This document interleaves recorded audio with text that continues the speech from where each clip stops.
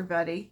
This is Veronica from designaholicstudio.com. I am back with the plant pokes that I promised to do for you. I have a little secret that I want to share with you. This is take 2 of my plant poke video because I mucked up the first one so badly my daughter threatened to fire me. So let's start again. Here we go. This is what they look like when they're done. And we're going to get to that process. Oh, by the way, this brown one, the one that says mint, is the one that I was working on in the first video. So now it's finished and you can see what it will end up looking like. And I'm going to put these aside. And here we have the 3 pieces that you're going to be working with. We start off with a totally unfinished paint stir stick. These are available on our site. It makes it easy for you. You don't have to go running around trying to find them because this is a really fun project. You'll probably want to rush right to doing it. Now, the next step is to take this lovely dark green Allegro acrylic paint and paint the stir stick. You paint it generally with 2 coats at least to get good solid coverage. Now that's the third one I've done. The first one I painted with Avacado, which is this lovely color. The second one I painted, the one that the video that didn't quite work, was painted with earth. And oh, this one's dark green. Oh, this was chocolate, but I don't have the chocolate paint here right now. So once you've done your first coat, which is your dark color, you take your wax candle and you completely cover the surface of this dark green with wax. Now you may be wondering why on earth you do this. Well, you do this because you're going to take back the white paint that you're going to use later, and you don't want to scrape off your dark green paint as well. You want it to show through. If you don't put the wax on it, you're going to go right through to the unfinished wood that's underneath. Now you do have to do every single surface, sides, and the top, and the back. I'm not going to completely finish this. You don't need to see me rubbing wax on this whole stick, but you get the idea. This is what you have to do. Okay, now that part is done. You just wipe off some of that excess because you don't want that showing and mucking up your white paint. Because we're in a heat wave right now and it's very humid, I decided to go ahead and paint the stick white pre-video, just so that it dried properly. This one is not green underneath. This is the one that's chocolate underneath. They're all a different color because that's me. I just like to use different colors. Okay, next step. You're going to use the white. This is titanium white acrylic paint. And you are going to paint at least 2 coats of white on top of the waxed surface. This has 2 coats. Sometimes I do 3. It depends on how much coverage there is. I can still see a little bit of the brown underneath this, but I'm going to be sanding it anyway, so I decided that 2 coats was enough. The next thing you're going to do is take a small piece of sandpaper. You don't have to use a big piece. You don't need to use anything expensive. It is rather coarse. You want it to be rough. And you're going to sand away some of the white paint. You're doing this so that you get an aged, retro type look to this plant poke. Now I could have done a plant poke that was just painted with the letters on it or the word, and that would have been fine. Those are lovely too. I'm not criticizing them. They're all very, very nice. My daughter, however, does the gardening in this household, and her garden is gorgeous. And for her, it wasn't quite enough. She wanted something a little bit more elaborate, a little nicer. So that's why I decided to do this plant poke this way. Now I'm going to do this whole thing because I need it done in order to go on to the next steps. So sorry that you're going to have to kind of watch me sanding. And you can go back and do this later as well. Put a little more sanding in here or there. As long as you don't varnish it. If you varnish it, then you won't be able to take off the white paint. So don't varnish before you get this done. And you can do as much or as little as you like. You do the sides as well. And this is very quick. It doesn't take a long time to do this. And don't worry about it too much. You don't have to be very careful. Again, I kind of like projects where you don't have to be super careful. Now, I would do the back to show you that as well, but this back has only got one coat of paint on it. I'm not going to show you that until I finish up the painting. But you don't need to see the back. The back's kind of incidental. And I'm clearing off my surface. And there we go. There it's sanded. This is going to be a very quick project. Now, I am going to use a piece of herb from this particular napkin. Today, I'm going to use the piece of dill. I did use the mint, and I used the basil, and I'm going to do one more plant poke, and I'm going to use the parsley. The lovely thing about these plant pokes is that you can use them in so many ways for so many purposes. I'm going to put this back over here. Okay, we're on to the next step. This is Aleene's Quick Dry Tacky Glue. I love it. It works very quickly. It dries quickly. It holds everything I've tried to glue down, including metal pieces. So I'm going to, oh, you know what? We're not quite there yet. I'm sort of ahead of myself here. Now the next thing I'm going to do is glue on the little piece of napkin that's dill, and I'm also going to glue on a little butterfly. That butterfly is having a grand time on the dill. I'm going to use Stamperia's Mixed Media Art Mixed Media Glue. I love it. We do have Mod Podge, and for many, many years I used Mod Podge, but I really like this glue, and I've been using this almost exclusively. It dries quickly, it is very smooth, it's creamy, and I really like it. So again, if you have Mod Podge, and we do have it on our site, and you love it, then by all means use it. I just prefer this one right now. And here we go. Okay, now, oh, I forgot to tell you that I have my two little jars, my baby food jars full of water ready at hand, so that I can just pop my brush in there when I'm done with this so that it doesn't harden. And the other one I will be using when I go to use the watercolor and do the shading. These are the butterfly stickers. That little butterfly sticker comes from one of these sheets.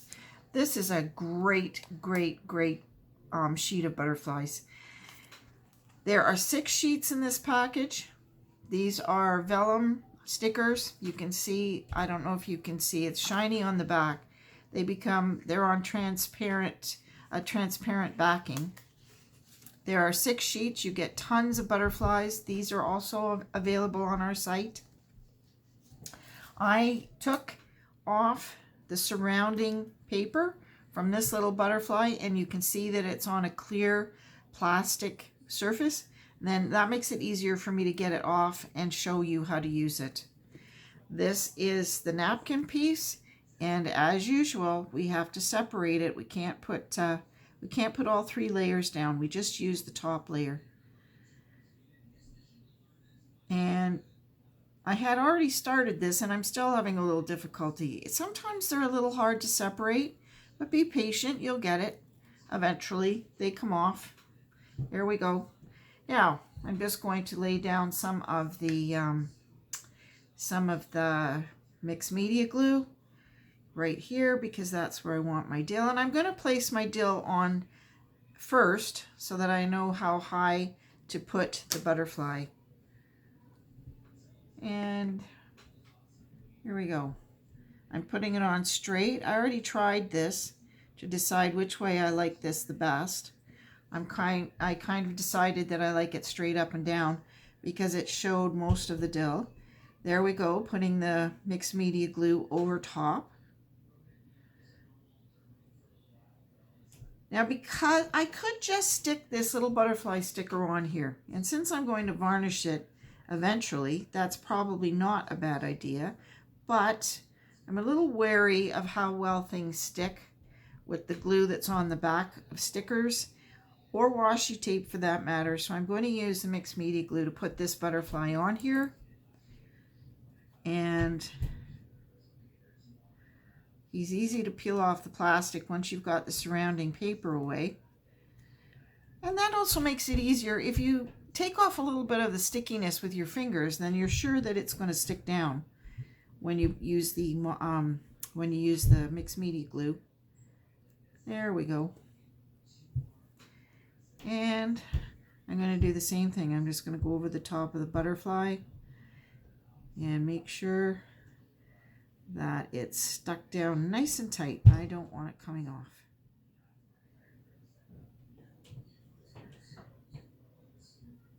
There we go. That should just about do it. Now this has to dry, of course, but it won't take very long, and I will show you what I'm going to do next. Even though this is not dry, I'm going to try and keep my fingers out of it. I wanted to show you that on the very first one I did, I used a butterfly, the little pink butterfly on the top. On the one that I did for mint, I used the word herbs, which came off of the napkin instead of a butterfly, which I like too, but the butterfly added a little bit of color. I'm quite happy with this little butterfly on here. He kind of goes with the color of the dill. Now I'm going to put the cap back on my glue because I don't want it to get mucky and hard, and put it aside because I'm not going to use it. And again, this is the glue that I'm going to use. This is the Aleene's Quick Dry Tacky Glue to put the twine on. This is a piece of twine that I'm going to use. I've already cut it. It's about 17 inches long, and that's about 43 centimeters. I'm going to start by putting a little bit of glue on the back where I want the twine to start. Oh, I forgot something, but I will leave that for a minute and just sit the twine into that glue. Now you have to leave it for a minute, otherwise it's going to just come right up. And that starts to be a problem because you're trying to get it to stick down there and stay there. You don't want it to constantly come up.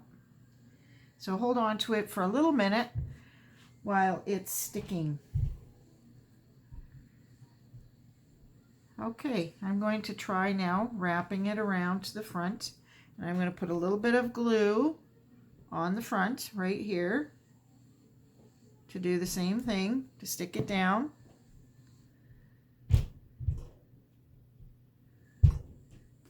Oh, you see, that's what I meant.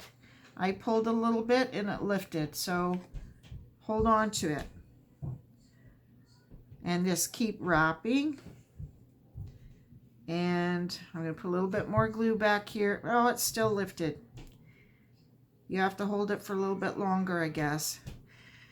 I was trying not to get glue all over my fingers, but that's not working. So on my fingers it is. There we go. Now I'm going to stick my finger right in there to get it to stay down. This glue dries clear, so if you get it somewhere else, it doesn't really matter. Okay, it's lifting again. Must be this humid weather. Okay, there we go. Yeah, you see, you can see glue. I've got it everywhere, but as I said, it dries clear. You won't see it after the fact. I'm going to put this down here, a little bit more glue. Oh, nice little bubble there. And ultimately, when I'm done with all of this, I am going to varnish right over this twine. So that'll be another source of gluing it on, keeping it there, and preserving it from the rain. And here we go, just twist and glue and twist and glue.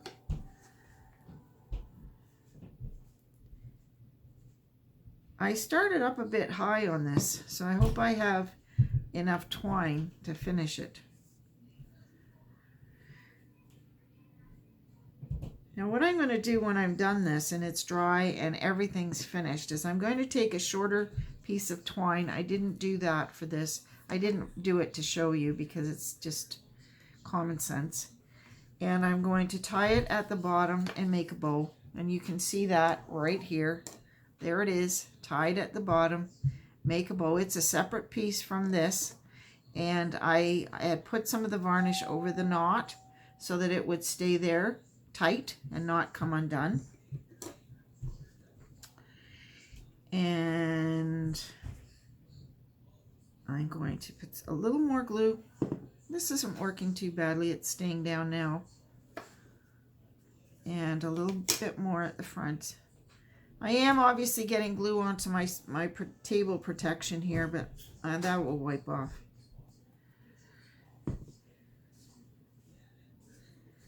And I'm almost done. Oh, I still have some glue there. So I'm going to just use what's there. Bring it around one more time. I'm almost done here. And there we go. That leaves a little bit of space at the bottom to use my piece that I'm going to do the bow with. Now, if I go around again, it's not going to be far enough, so I'm going to leave it there. I'm going to hold it down for a little while before I cut it off.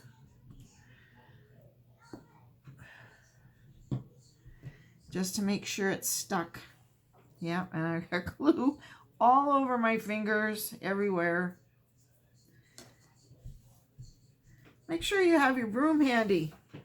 I keep sweeping all this stuff onto the floor. So I have to have my broom handy for later when I'm going to clean up.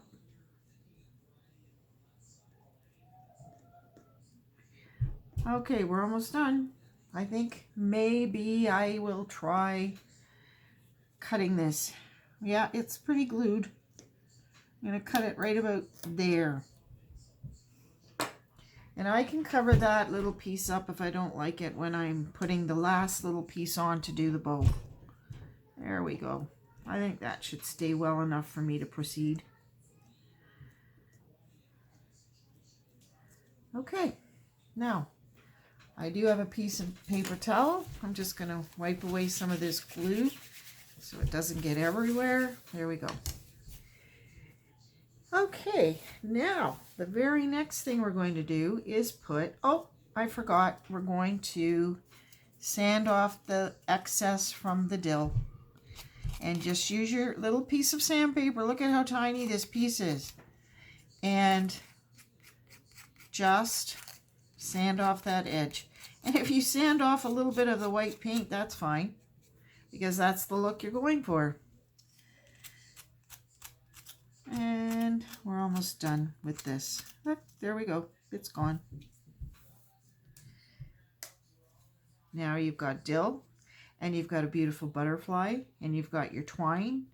And the next thing is the name of the herb. And I am using Scrabble letters for the name of this herb. And this is dill, so there they are. I am going to use a little piece of my palette paper because I am a decorative painter, and this is what I generally use to put paint on. People put paint right on this surface, and that's fine. It wipes off easily. I've seen it work beautifully, but I feel a little more comfortable just putting it onto my palette paper and then getting rid of that piece of palette paper at some point later when it's all full. This is from a large pad. I just cut it up. Now, I like to use a small paintbrush to put on the glue because it gets the glue all the way across the letter. I'm going to just put a little bit out on my paper. It gets the glue all the way across the letter. It makes it nice and smooth, and I can lift. This glue is getting in my way here. There we go. Okay, I'm just going to use this glue again, tacky glue. I don't want it all squishing out the sides and being difficult, so if I put it on with a paintbrush, it just goes on easily, and it's quick and it's flat, and there we go. And I can just put it down and move it up a little bit. Well, not up too far. I want to put that bow up there. I almost put it up right to the edge of the twine, and that wouldn't have given me any space to put the bow up there. So you have to remember to be careful with that. And here goes the second one. Now, you don't have to do it this way. You don't have to put the glue on with a paintbrush. You can certainly just put it on with your jar, your bottle. I just like to make sure I get it all the way out to the edges, which sometimes you miss when you're using the bottle. So there it is. Nice and smooth. Put it down, line it up, and press it down a little bit. Sometimes, oh, see, that's stuck already. Look how fast that sticks. I'm lifting this just a little bit so that I can make sure that it's straight. It's hard to see if it's straight when you're looking down, looking at it on an angle. So if you lift it up a little bit, you can see that it's straight. Okay. Now, I'm going to do this one. I'm almost done these. This project is almost finished, everybody. It's getting done so quickly. So this video won't be too long, and you can get back to business doing whatever you were doing. If it were me, I'd probably be going on to another video, but other people might be getting up to clean up something or whatever. Not my favorite thing to do, cleaning up. Okay, I'm almost done. There's Dill. Look at that. Now, we right this second don't have the Scrabble letters that I'm using here in stock. They are coming very shortly, and they will be on the site very shortly as well. But right now they aren't. What we do have instead, and I don't have them here because I forgot to get them, is a package of chipboard letters. They look like Scrabble letters, but they're chipboard, so they don't have as deep a surface as these. They do take varnish, so they can be protected from the weather, just like the Scrabble letters. I happen to have these, so I'm using them. And as I said, they will be on the site very soon, very soon. Okay, next step, I think we can do this. The next step, oh, that's my phone ringing, and it's just going to have to ring because I'm not going to get up and try and answer it right now. All right, the next step is to do some shading. And I'm going to do that shading with the Daler Rowney palette of watercolor paints that I have. I never used these. I used to use acrylics to do this shading, and I still will in my decorative painting, but in this project and in the other projects I've been doing, I'm finding the watercolor works just as well, and it's much, much faster. So I'm going to show you how to put some shading in here, and the shading gives it depth. It makes things pop. you can see the shading here is all done around these edges. I didn't do any right here. I didn't want to detract from the basil leaves. Up here in the corner, I've gone down both sides and I went underneath the bottom letter and down the sides here. I put a little bit of shading on both sides and on the top. And that's what I'm going to do here. I did exactly the same thing with the brown one. I went across the top of the word. You want these things to pop. They're what you want to see. And I did go down both sides. I think I did a little more shading on this one than I did on the other one. I went under and down the sides, and I'm going to do that on here. I'm going to use a lighter color brown on this. I'm going to start with a lighter color brown. If I don't like this, I'll go to the darker color brown. Now, I like this, so this is the color I'm going to use across the top to make the twine pop. And you just don't have to be careful. You're just playing, and you're just putting some darker color in there. Now, once you've finished, I found that I did this on the mint stick. I went back and I was looking at it and I thought, you know, in this section it's not dark enough, and in this section it's not dark enough. So I went back in before I varnished and I darkened up some of the areas. Feel free to do that. If you like it darker, then do it darker. You know, sometimes I try to be darker and it gets light and I find that I have to redo it. Now keep in mind that it's always better to use a lighter hand to start with and to build up your color. You don't want to start off too dark. It's easier to build the color than to get rid of it. So this is the fun part. I love doing this, which would explain why I love to paint. But this is very new for me, all of this kind of thing, and I love it too. And so I haven't done a whole lot of painting recently. I've really been doing a lot of this type of thing, been having a lot of fun with it. I've been doing gifts, which reminds me, these pokes would make a fantastic gift for a teacher. It's June. It's time for the school year to end. And if you're going to give a teacher a gift, this would be terrific. You make a poke, you get a small pot, you put a little basil plant in it, or a dill, or a parsley, or whichever poke you made, and you give the teacher the plant with the plant poke. Or if you don't want to do that, if you don't want to go to the trouble of having to buy the basil, find it in the store, you could just make 2 or 3 of these and give them as a gift. Wrap them up. You don't even need to wrap them. Just put them together and put a pretty bow on them, and that would be a lovely birthday gift for a girlfriend who's a gardener. I am going to do one of these in a basil pot for a girlfriend of mine who just moved into a new condo, but she has a huge balcony and she doesn't have a garden, but she likes to cook and she likes to use herbs.